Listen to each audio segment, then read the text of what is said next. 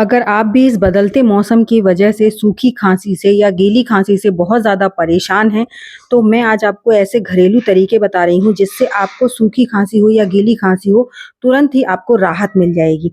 सबसे पहला तरीका है कि यहाँ पर आपको लेना है, जैसे अगर आपको सूखी खांसी हो रही है, तो आप यहाँ पर लीजिए 2 चम्मच शहद।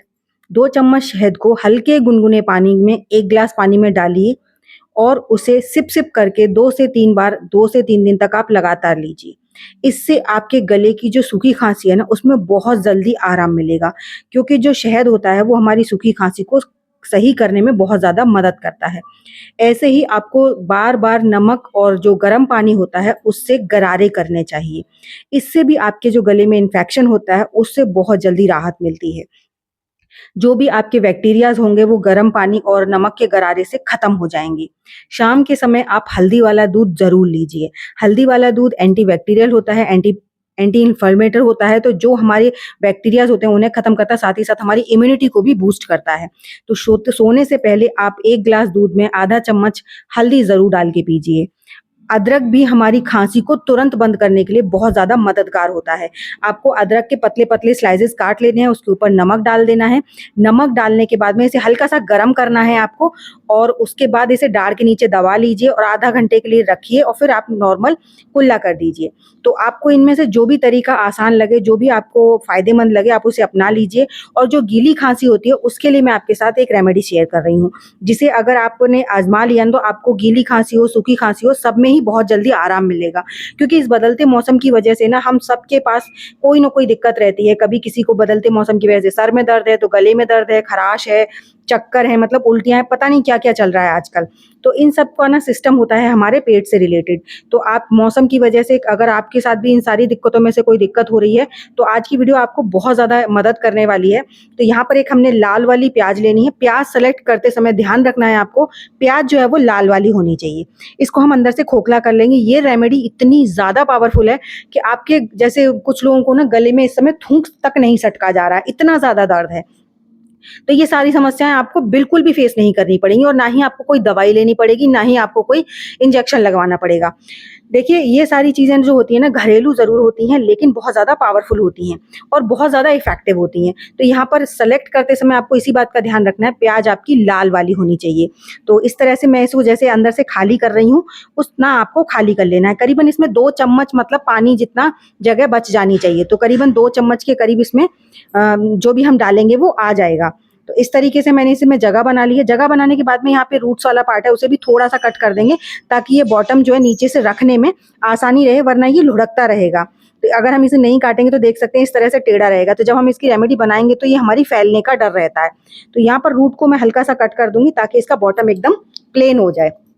तो ये हमने एक प्याज को काट लिया है। प्याज को काटने के बाद में अब इसमें हमें थोड़ी-थोड़ी करके 2-3 चीज़ें डालनी है बस। और इस रेमेडी को बनाना बहुत ज़्यादा आसान है और आपको रोज़-रोज़ बनाने की ज़रूरत नहीं है। सिर्फ़ 1 प्याज ही आपकी काफ़ी है, आपकी सारी समस्याओं को जड़ से ख़त्म करने के लिए। इस प्याज को लेकर चलते हैं हम गैस पर। गैस पर इसे हम गरम करने के लिए रखेंगे ताकि इससे इसकी जो हम रेमेडी बनाने वाले हैं वो प्रॉपर तरीके से, इसका एक मेथड होता है, उसी मेथड से आपको इसको बनाना है। उसके ऊपर मैंने जाली रखी है गैस के ऊपर और जाली के ऊपर हमने प्याज को रखा है। प्याज को हल्का-सा गरम करना है और बीच-बीच में आपको गैस को स्लो, फास्ट मतलब करते रहना है और प्रॉपर एक साथ मतलब हीट प्रॉपर नहीं देनी। ऐसा नहीं है कि एकदम फुल गैस कर देंगे आप, तो आपकी प्याज जो है वो जल जाएगी और जब हम रेमेडी बनाएँगे तो वो रेमेडी अच्छे से नहीं बन पाएगी। उसके बाद मैंने लिया है यहाँ पर नींबू।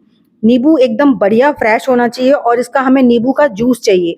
तो जो हमने नींबू लिया है ना, उसका आधा नींबू का जो जूस है वो काफ़ी रहेगा इसमें। हमें 2 चम्मच के करीब इसमें जो नींबू का रस है वो डालना है। तो इस तरीके से मैं इसमें नींबू का रस डाल दूँगी। यहाँ पर ना आप डायरेक्ट आग पर डालेंगे तो हाथ जलने का डर रहता है। तो पहले इस नींबू के रस को निकाल लीजिए, उसके बाद आप डालिए तो बहुत ईज़िली आपको निकल जाएगा। क्योंकि मैंने जब डाला था ना तो हाथ जल रहा था, कितना भी आप गैस को स्लो कर लें, लेकिन फिर भी हाथ ज जलता है। तो इसलिए फिर मैं इसको अलग निकाल कर डालूँगी और 1 चम्मच के करीब पहले पड़ चुका है, 1 चम्मच और इसमें रस डाल दूँगी जिससे कि ये रेमेडी बन जाएगी। और नींबू एक ऐसी चीज़ होती है जो कि हमारी जो बलगम होता है, जो गीला सूखा किसी तरह से हमारे गले में जो जम जाता है, कफ फेफड़ों में जम जाता है, उस सबको साफ करने में बहुत ज़्यादा मदद करता है। तो यहाँ पर नींबू बेशक ठंडा होता है, खट्टा होता है, लेकिन उसके बावजूद हमारी सर्दी को सही करने के लिए बहुत ज़्यादा कारगर होता है। उसके बाद आपको लेना है यहाँ पर सेंधा नमक।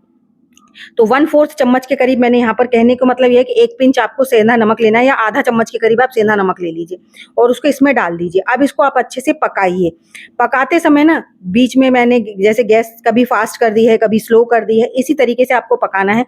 पकाना जब तक है जब तक ये अंदर का जो हमारा नींबू का रस है वो अच्छे से बढ़िया तरीके से उबाल न लेने लगे। तो यहाँ पर नींबू का रस हल्का सा कम था तो मैंने थोड़ा सा और डाल दिया है। अब इसमें हम सिर्फ एक चीज़ डालनी है और हमारी रेमेडी बनकर तैयार हो जाएगी। बीच बीच में आप इसे चलाते रहिए। तो जब तक मैं इसे बनाकर तैयार कर रही हूँ तब तक आप प्लीज़ मुझे कमेंट करके ज़रूर बताइएगा कि आप मेरी वीडियो किस गाँव या किस शहर से देख रहे हैं, ताकि मैं आपको थैंक्स कर सकूँ। साथ ही साथ ये भी बताइएगा कि क्या कभी आपने इस तरह से प्याज और नींबू के रस का इस्तेमाल किया है। देखिए इस तरीके से जब आप करेंगे ना तो आप सिरप पीना भूल जाएंगे, क्योंकि जो सिरप होते हैं उनमें कुछ ना कुछ केमिकल्स होते हैं जिसकी वजह से हमें नींद भी आती है कई बार, और हमारे पास ऐसा नहीं होता है कि हम उसको पीने के बाद सो सकें। हमारे पास ये टाइम नहीं होता है। हम वर्कर हैं या फिर ऑफिस जाते हैं या फिर कुछ भी है जिसकी वजह से हम सिरप पी लेते हैं तो हमें नींद आती है, आलस आता है। तो अगर आप इन सारी समस्याओं को नहीं चाहते हैं तो यहाँ पर आपको लेना है हनी। हनी एक ऐसी चीज़ है, इसे गर्म कर कर नहीं खाना चाहिए, लेकिन जिस मेथड से हम पका रहे हैं हनी को, उस मेथड से आप 2 से 3 दिन ले सकते हैं। इसका कोई भी साइड इफेक्ट नहीं है। तो यहाँ पर 1 चम्मच मैंने शहद डाला है और इसे करेंगे मिक्स। और इसी तरह से ये जो गरम-गरम हमने जो बनाकर तैयार किया है ना, ये इतना ज़्यादा अमेजिंग है, इतना ज़्यादा पावरफुल है, आपकी सारे गले के बैक्टीरियाज़ को ख़त्म भी करेगा, आपके कफ को भी निकाल कर फेंकेगा, आपकी सर्दी खांसी का जो इन्फेक्शन है वो भी ख़त्म हो जाएगा। तो प्याज को केयरफुली उठाकर हम एक बाउल में निकाल लेंगे।